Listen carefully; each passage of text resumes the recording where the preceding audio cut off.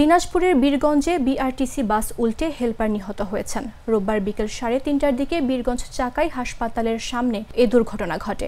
স্থানীয়রা জানান, বিকেল 3:30টার দিকে ঠাকুরগাঁও থেকে রংপুরগামী বিআরটিসি বাস দিনাজপুরের বীরগঞ্জে অপর একটি যানকে সাইড দিতে গিয়ে নিয়ন্ত্রণ হারিয়ে রাস্তার ধারে উল্টে যায়। এতে করে হেলপার সহ বাসের যাত্রীরা চাপা পড়েন।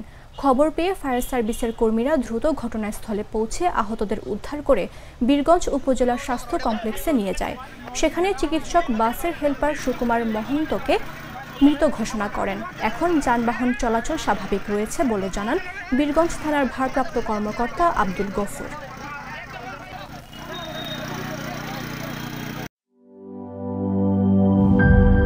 কালার এক্সপার্ট, জর্জ স্যাপ এবং মাইল্ড অন হ্যান্ডস টেকনোলজি সমৃদ্ধ অরিক্স ক্রিস্টাল ওয়াশ আপনার লন্ড্রি এক্সপার্ট।